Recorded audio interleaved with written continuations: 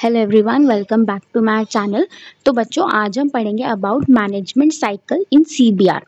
तो इससे पहले हम ऑलरेडी दो वीडियोस में पढ़ चुके हैं about CBR. First was the introductory video and second video we have talked about the members और stakeholders in the CBR process. So this is the third part of the CBR series, that is the management cycle in CBR. तो आज हम बच्चों इसको detail में अच्छे से पढ़ेंगे कि सीबीआर के अंदर, that is community based rehabilitation, इसके अंदर मैनेजमेंट साइकिल क्या होती है। एक ब्रीफ में आपको बता देती हूँ कि सीबीआर क्या होता है। अगर आपको सीबीआर इन डिटेल समझना है, उसके एम्स, ऑब्जेक्टिव्स, डेफिनेशन वगैरह, वो मैंने डिटेल में सब कुछ समझा रखा है। उसका लिंक आपको डिस्क्रिप्शन में मिल जाएगा, वहाँ से आप देख लीजिएगा। तो CBR stands for community based rehabilitation. ठीक है, तो सीबीआर क्या होता है? ये एक स्ट्रैटेजी होती है जो कि जनरल कम्युनिटी में डेवलप करी जाती है फॉर द डिसेबल्ड पर्सन। ठीक है, जो पीपल विद डिसेबिलिटी हैं उनकी अपलिफ्टमेंट के लिए, उनके बेनिफिट के लिए ये सीबीआर जो है, ये प्रोग्राम रन किया जाता है कम्युनिटीज़ के अंदर। ठीक है, तो ये डिसेबल्ड पर्सन को कैसे हेल्पफुल होता है कि एक तो उनको ये अपॉर्चुनिटीज़ दिलवाता है, ठीक है, काम करने के लिए उनके दरवाजे खोलता है।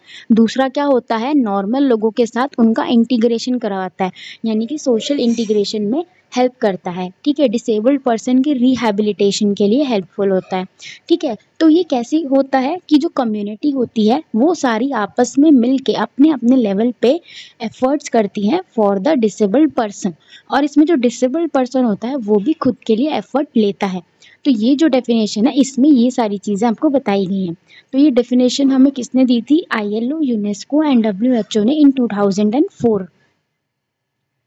तो डिसेबल्ड पर्सन के लिए सीबीआर क्या करता है? उसके लिए अपॉर्चुनिटीज़ को इक्वलाइज करता है, सोशल इंटीग्रेशन करवाता है और फंक्शनल रिहैबिलिटेशन देता है for the disabled person. So these are the three main goals and objectives of CBR. तो बच्चों, अब आता है मैनेजमेंट साइकिल इन सीबीआर। तो जब भी बच्चों सीबीआर प्रोग्राम डिज़ाइन किया जाता है तो उसके अंदर 4 स्टेप्स होते हैं जो आपको कंप्लीट करने होते हैं, चाहे वो कोई भी सीबीआर प्रोग्राम हो, उसका गोल या ऑब्जेक्टिव चाहे कुछ भी हो। फॉर एग्जांपल, जब हमारे पास पेशेंट आता है तो हम उसकी हिस्ट्री लेते हैं, फिर उसका डेमोग्राफिक लेंगे, सॉरी पहले हम डेमोग्राफिक लेंगे, फिर चीफ कंप्लेन लेंगे, फिर हिस्ट्री लेंगे, then we will go for observation, then assessment and so on, फिर हम एंड में ट्रीटमेंट प्लानिंग करते हैं। ठीक है, तो सेम वे, बट जब हमारे पास, अब देखो स्ट्रक्चर हमारा यही रहता है कि हमें पेशेंट को ऐसे ऐसे देखना है, बट उसके अंदर क्या फिल करना है, वो न्यूरो और ऑर्थो का, पीडियाट्रिक का डिफरेंट डिफरेंट हो जाता है ना। तो हम अलग अलग पढ़ते हैं ना कि न्यूरो असेसमेंट ये है, ऑर्थो असेसमेंट ये है, पीडियाट्रिक असेसमेंट हम अलग से पढ़ते हैं, आईसीयू असेसमेंट हम अलग से पढ़ते हैं, है ना। तो उन चीज़ों को ध्यान में रखते हैं, बट बेसिक जो असेसमेंट का होता है ड्राफ्ट, वो सेम होता है। तो इसी तरीके से मैनेजमेंट साइकिल में भी सीबीआर प्रोग्राम में स्टेजेस होती हैं। तो ये स्टेजेस, वैसे तो 4 ही स्टेजेस रहती हैं, बट इनके अंदर हमें सीबीआर प्रोग्राम के एम्स और ऑब्जेक्टिव्स को ध्यान में रखते हुए फिल करना होता है। तो बच्चों 4 स्टेज हैं। पहली है सिचुएशन एनालिसिस, दूसरा प्लानिंग एंड डिज़ाइन, तीसरा implementation and monitoring and fourth is evaluation. तो स्टेज 1 क्या हुई? Situation analysis. तो ये पहली स्टेज है मैनेजमेंट साइकिल की। तो इसके अंदर हम क्या करते हैं, जो कम्युनिटी के अंदर करंट स्टेटस होता है, कोई करंट प्रॉब्लम्स हैं, कोई क्या चीज़ है जो लोगों को परेशान कर रही है, डिसेबल्ड पर्सन को क्या डाटा है, वो सारी चीज़ें हम इसके अंदर देखते हैं। तो इसके अंदर बच्चों 5 स्टेप्स होते हैं। पहला होता है कलेक्टिंग फैक्ट्स एंड फिगर्स, दूसरा stakeholder analysis, third is problem analysis, fourth is objective analysis and fifth is resource analysis. तो कलेक्टिंग फिगर एंड फैक्ट्स, ये तो नाम से ही समझ आ रहा है कि इसके अंदर हम डाटा कलेक्ट कर रहे हैं, बट किस चीज़ का, कि कितने डिसेबल्ड पीपल रहते हैं कम्युनिटी में, उनको किस टाइप की इम्पेयरमेंट है, उनका एजुकेशन क्या है, उनका लिटरेसी रेट क्या है, मेन कॉज ऑफ डेथ क्या होता है, उनकी फाइनेंशियल कंडीशन कैसे रहती है, उनकी एक्सेसिबिलिटी कैसी है, उनके लिए कौन कौन सी पॉलिसीज़ बनाई गई हैं जो उनको फेवर में दी जा रही हैं, उन सब के बारे में हम एक डाटा इकट्ठा करते हैं। Second is the stakeholder analysis. So it helps to identify those stakeholders that might benefit from, contribute to or influence a CBR program. Third है बच्चों प्रॉब्लम एनालिसिस। तो नाम से ही समझ आ रहा है इसमें जो डिसेबल्ड पर्सन को सबसे ज़्यादा प्रॉब्लम जो उन्हें फेस करनी होती है हम उनको ढूंढते हैं, उनको एनालाइज करते हैं। तो इसको हम रिप्रेजेंट करते हैं थ्रू अ प्रॉब्लम ट्री।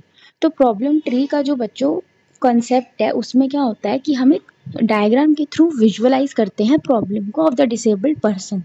ठीक है। तो इसका जो बॉटम होता है यानी कि जो ट्री का रूट्स होता है उस पे कॉज लिखा रहता है, और जो उस कॉज यानी कि उस प्रॉब्लम की वजह से जो इफेक्ट आता है वो ऊपर उसकी ब्रांचेस में दिखाते हैं, कुछ इस तरीके से। Fourth is the objective analysis. तो इसके अंदर जो हमने प्रॉब्लम अभी आइडेंटिफाई करी उनके ऑब्जेक्टिव यानी कि उनके सॉल्यूशंस हम ढूंढने की कोशिश करते हैं। तो इसके लिए हम एक ऑब्जेक्टिव ट्री यूज करते हैं। तो इसके अंदर क्या होता है जो कॉजेस थे प्रॉब्लम ट्री के अंदर जो नेगेटिव थे उनको हम सॉल्यूशंस यानी कि ऑब्जेक्टिव्स पॉजिटिव में कन्वर्ट करते हैं। ठीक है। तो this is how the objective tree look like. तो पहले प्रॉब्लम ट्री बनेगा उसके बाद ही आपको ऑब्जेक्टिव ट्री आ सकता है। फिफ्थ इज रिसोर्स एनालिसिस कि हमारे पास कम्युनिटी में करंट रिसोर्सेज कितने अवेलेबल हैं और हमें कोई ज़्यादा रिसोर्सेज चाहिए तो वो कहाँ से सप्लाई होंगे उनके बारे में हम अच्छे से एनालाइज करते हैं। तो हमें human resource, material resource, organisation groups या पॉलिटिकल स्ट्रक्चर्स इन सब के बारे में हमें देखना होता है कि जितने लेवल का हम सोच रहे हैं उतनी हमारे पास चीज़ें हैं भी कि नहीं। आप रसोई में खाना बनाने जाओगे तो आप देखोगे तो सही ना कि मुझे जो बनाना है वो सारा सामान मेरे पास है या नहीं। तो सेम उसी तरीके से। अब बच्चों ये था पढ़ी हमने अब तक स्टेज 1। अब हम पढ़ेंगे stage 2 that is planning and design. तो ये सेकंड स्टेज है मैनेजमेंट साइकिल की। तो अभी तक हमने जो सीबीआर प्रोग्राम का जो फर्स्ट स्टेज था दैट इज प्लानिंग, उसमें प्रॉब्लम आइडेंटिफिकेशन, उसमें जो भी हमने प्रॉब्लम्स या चीज़ें आइडेंटिफाई करी उनके लिए अब हम प्लानिंग करेंगे। ठीक है कि हमें कैसे कैसे करना है। थर्ड इज इम्प्लीमेंट कि अब हमने जो प्लानिंग करी अब हम उसको इम्प्लीमेंट कर देंगे। ठीक है कि जैसे मेरे पास पेशेंट आया, मैंने उसकी हिस्ट्री ले ली, मैंने उसके गोल्स बना लिए कि मुझे ये करना है। अब मैं अपना जो मैंने ट्रीटमेंट भी डिसाइड कर लिया कि मैंने ये ट्रीटमेंट देना है पेशेंट को, मैंने टेंस देना है, मैंने क्रायोथेरेपी देना है पेशेंट को। अब मैं उसको इम्प्लीमेंट कर रही हूँ, मैं अब पेशेंट को दे रही हूँ और मैं मॉनिटर भी कर रही हूँ। तो सेम दिस वे कि हमने सीबीआर का सब कुछ कर लिया, प्लानिंग कर ली, डिज़ाइन कर ली, अब बस हमें इम्प्लीमेंट करना है, सीबीआर प्रोग्राम का लॉन्च करना है और उसे बीच बीच में मॉनिटर भी करते रहना है। Fourth is the evaluation. तो ये लास्ट स्टेज है of the CBR management cycle. तो इसके अंदर हम इवैल्यूएट करते हैं, टेस्ट करते हैं अपने सीबीआर प्रोग्राम को कि जिस लक्ष्य के साथ, जिस एम के साथ हमने इसको लॉन्च किया था क्या वो फुलफिल हो पाया है। हो पाया है तो कितने अच्छे से फुलफिल हो पाया है या नहीं हो पाया है। For example what changes have occurred as a result of this CBR programme. तो पर्पस ऑफ इवैल्यूएशन हमारे पास होना चाहिए। ठीक है किसी भी सीबीआर प्रोग्राम को लॉन्च करने से पहले। ठीक है।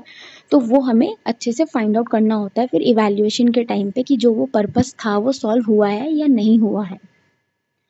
अब why evaluate, for whom we have to evaluate, what we have to evaluate and how we have to evaluate, इसके लिए हमें क्लियर होना चाहिए।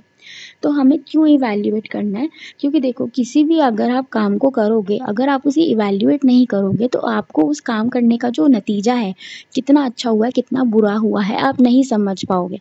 आप कॉलेज जाते हो, ठीक है, आप पढ़ते हो, आप एग्ज़ाम देते हो, आप टीचर्स आपको मार्क्स देते हैं, वो आपको इवैल्यूएट करते हैं, फिर वो आपको एक रिजल्ट दिखता है कि हाँ मेरी परफॉर्मेंस अच्छी थी या बुरी थी, अगर बुरी थी तो मुझे और इस पे काम करना है, मेरे वीक एरियाज ये हैं। तो सेम गोज़ विद सीबीआर। अगर हमने सीबीआर का पूरा लॉन्चिंग कर दी, उसको इम्प्लीमेंट कर दिया डिज़ाइन करके, और अगर हम उसको इवैल्यूएट ही नहीं करेंगे तो हमें पता ही नहीं चलेगा कि हमने जो काम किया वो कितना अच्छा हुआ है फॉर द डिसेबल्ड पर्सन। इसलिए उसका जो इवैल्यूएशन है एंड ऑल्सो री इवैल्यूएशन बहुत ज़रूरी होता है, ताकि हमने जो गलतियाँ अब की बार करी वो ना कर पाएँ, और अगर जो हमारा प्रोग्राम बहुत अच्छे से हो गया है तो हम उसे और कैसे अच्छा कर सकते हैं। For whom we have to evaluate, so all the stakeholders, सबके लिए हमें इवैल्यूएट करना है क्योंकि सबको एक क्रेज़ रहता है कि हमने जो काम किया है उसका रिजल्ट कैसा आया है। What to evaluate? So as CBR varies significantly in its approach and complexity, the what to evaluate will vary accordingly. तो some what's are mentioned here कि need of target population community क्या है, utilization of existing services and quality of care कैसा है, relevance, impact, effectiveness and outcome, governance and management function. अब how to evaluate? So this is the model of evaluation public health 1986. So organization and planning, documentation and review, preliminary interviews, survey design and implementation interviews, focus group, consolidation and data analysis, draft report and then final report.